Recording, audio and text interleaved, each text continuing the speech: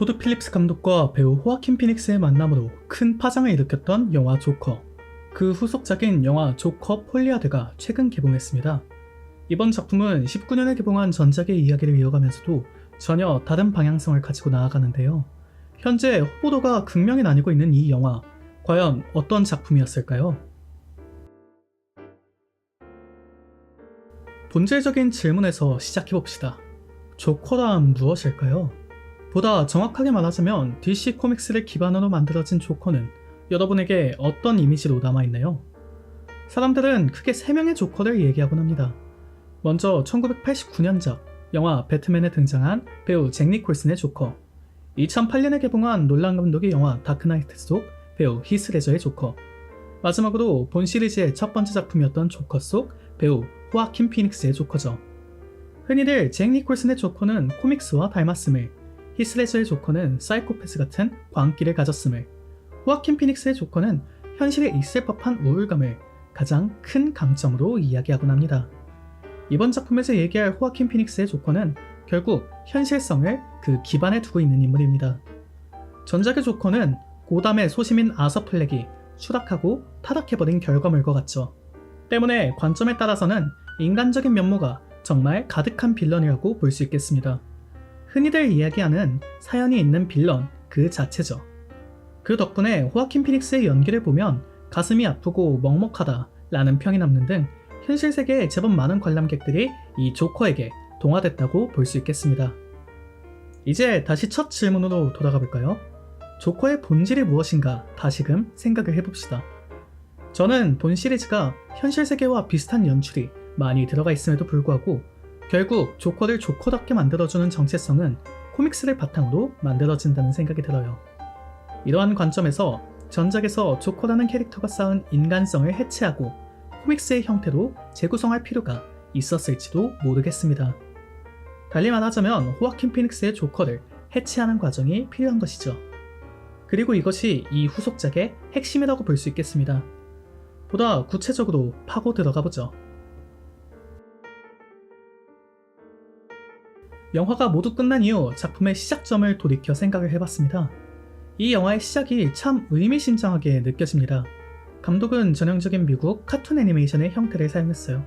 그 속에서 전작, 그리고 본작의 주인공인 조커는 원본과 그림자로 분리됨을 볼 수 있습니다. 원본 조커는 원래 자신의 그림자를 잘 컨트롤했으나 시간이 흐름에 따라 변화가 생겨납니다. 그림자가 원본을 구속하게 되거든요. 조커의 그림자, 그리고 원본이 치열하게 다투는 끝에 애니메이션 속 조커는 비참한 최후를 맞이하죠. 이는 결국 본 작품의 서사를 관통하고 있는 이야기라고 생각합니다. 폴리아드라는 작품의 부제목은 공유 정신병적 장애를 의미하고 있습니다. 아서의 변호사가 주장한 논리와 같은데요. 아서 플렉과 조커는 전혀 다른 별개의 인격이다라는 맥락에서 출발하고 또 발전된 맥락으로 볼 수 있겠습니다. 그리고 이 영화 전반을 차지하는 이야기는 결국 아서와 조커라는 두 정체성의 대립구도이기도 하죠. 전 이것이 원본과 복제품의 이야기라고도 생각했습니다. 인문학 계열에서 종종 활용되는 시밀라크르 개념을 떠올리면 좋을 것 같습니다. 쉽게 설명하면 원본과 이를 넘어서는 복제품의 관계를 이야기하는 개념인데요. 작중 조커는 그 자체로 반체제와 광기의 아이콘입니다. 그리고 이 조커의 원본은 아서 플렉이죠. 전작에서 그는 반복된 고통 끝에 타락하고 광기에 빠져 6에 달하는 사람을 죽인 인물입니다. 대중들은 그런 아서의 범죄에 환호하기 시작하죠. 이때까지 조커는 원본인 아서와 같은 맥락으로 볼 수 있겠습니다. 그런데 이번 작품으로 넘어오며 변화가 생겨납니다.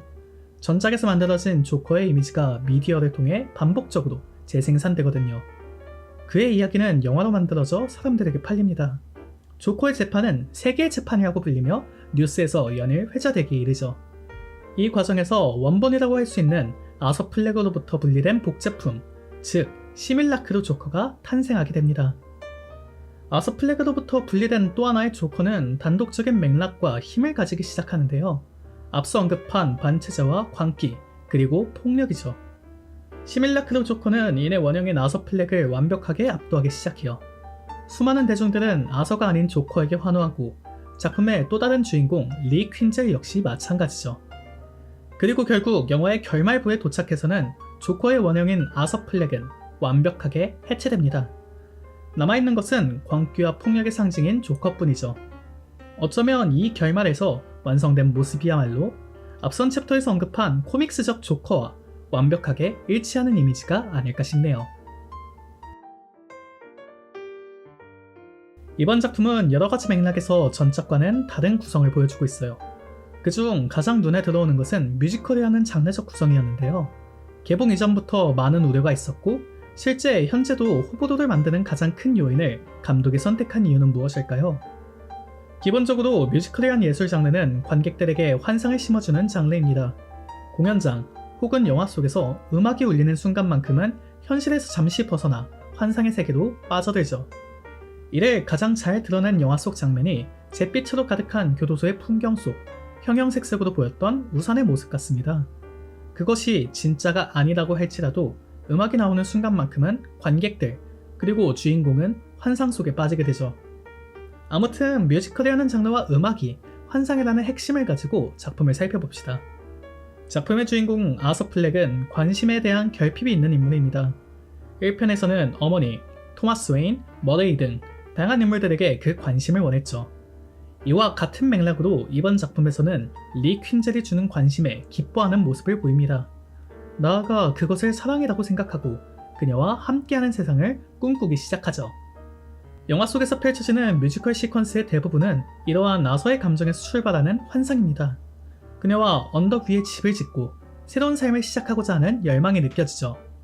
우리가 영화 라라랜드에서 본 것처럼 아름다운 꿈의 모습으로 비치기도 합니다. 이는 크게 두 가지 의미가 있다고 봤는데요. 먼저 아서가 가지고 있는 정신병적인 특성을 잘 보여주는 괜찮은 연출 방식이라고 느껴집니다. 다른 하나는 작품의 후반부 아서의 환상을 산산조각내므로 그에게 더 큰 몰락을 선물하는 효과를 줬다고 생각해요. 영화 속에서 아서는 크게 두 가지 환상을 믿습니다. 먼저 거리를 가득 채운 추종자들이 자신에게 열광하고 있다는 믿음이죠. 때문에 재판장으로 가는 길, 차 안에서 그는 무척이나 뿌듯한 표정을 가지고 행복해합니다. 다른 하나의 환상은 앞서 얘기했던 리 퀸젤과 사랑을 나누며 살아갈 것이라는 환상이죠.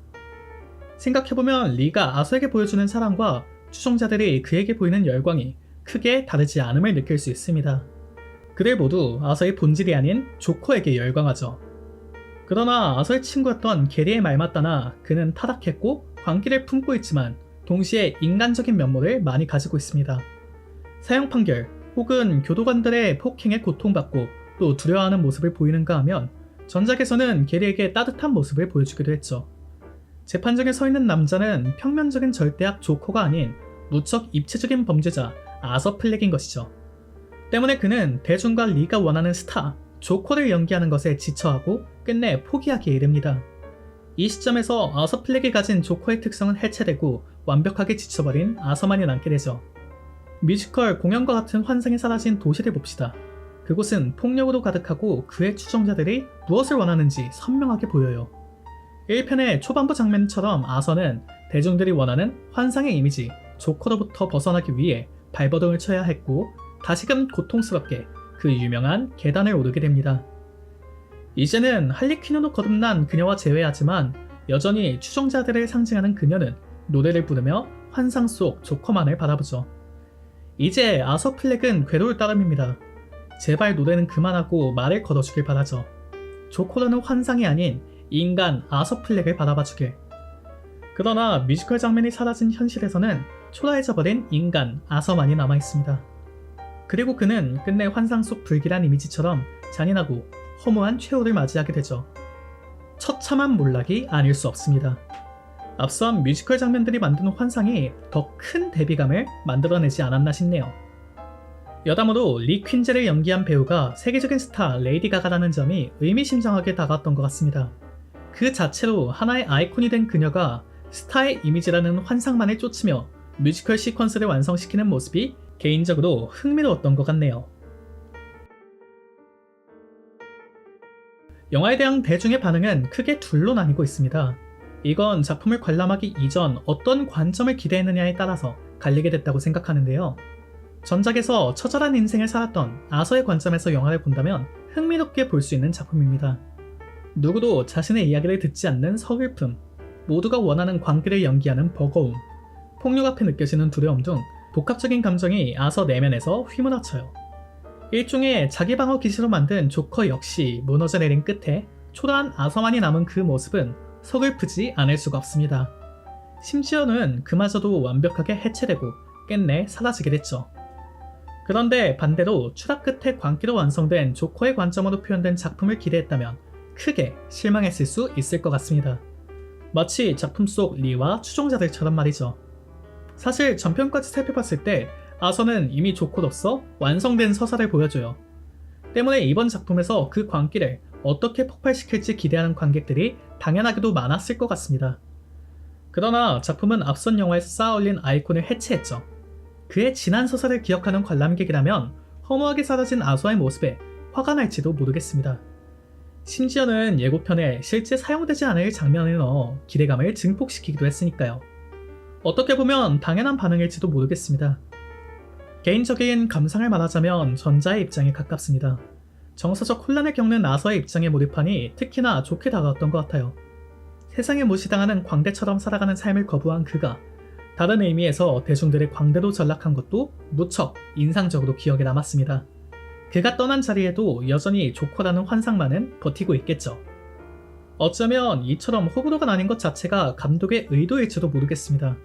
이런 메타적 시도 자체가 저는 좋았습니다만 불호 입장의 관객들은 불쾌할지도 모르겠어요. 특히나 오랜 시간 객석을 응시하는 아서의 눈빛이 그래요. 너희도 결국 인간 아서의 이야기를 들으려는 게 아니라 조커라는 광기의 아이콘만을 원한 것이 아니냐 라는 질문을 관객들에게 던지고 있다고 느껴지거든요. 결국 영화 미학적인 의미, 즉 필름의 관점에서 보면 이는 감독의 의도를 완성시키는 성공적인 엔딩신으로 볼 수 있겠습니다. 다만 오락영화의 맥락, 즉 무비의 관점으로 생각했을 때는 오만하고 불편한 시도가 아닐 수 없죠. 여러분 개개인이 영화를 보고 어떤 느낌을 받았고 왜 그렇게 생각했는지 돌이켜보는 것이 어쩌면 이 작품을 완성시키지 않을까 싶네요.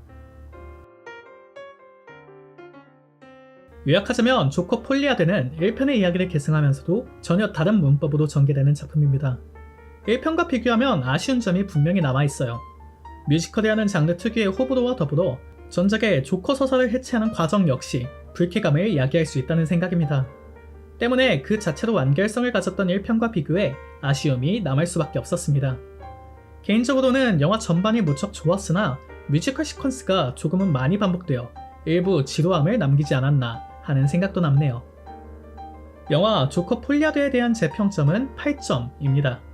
호불호와 별개로 작품을 본 사람 대부분이 호아킨 피닉스 그리고 레이디 가가의 연기에 호평을 남기지 않을까 싶습니다. 우선 리큰젤 역할로 합류한 레이디 가가의 보이스가 영화의 톤앤매너와 너무나 찰떡이었어요. 뮤지컬 시퀀스를 이끌어가는 1등 공신이었다고 생각합니다. 다음으로 전작에서 이미 최고의 연기를 보여준 호아킨 피닉스가 이번 작품에서도 미친 연기력을 뽐내고 있습니다. 과연 잘 어울릴까 의문이었던 뮤지컬 시퀀스는 물론 아서와 조커 사이에서 고뇌하는 입체적인 감정을 무척이나 잘 묘사했다고 느껴졌어요. 또한 개인적으로 머리에 오래 남을 장면이 많았습니다. 리가 그린 입모양에 아서가 입을 맞춰 웃는 장면, 두 사람이 연기를 통해 교감하는 장면 등은 제법 기억에 오래 남을 것 같습니다.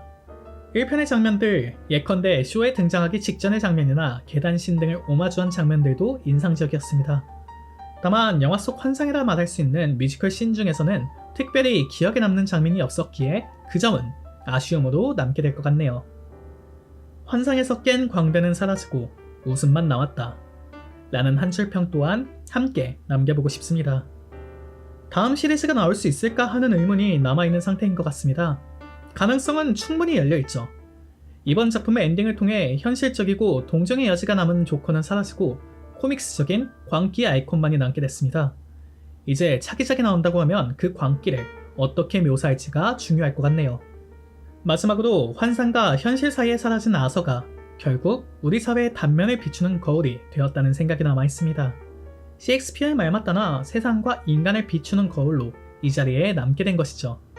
그렇다면 영화가 끝난 이후 펼쳐지는 관객들의 담론이 이 작품을 끝내 완성시키지 않을까요? 오늘의 리뷰는 여기서 마치고 다시 찾아오겠습니다. 시청해주셔서 감사합니다.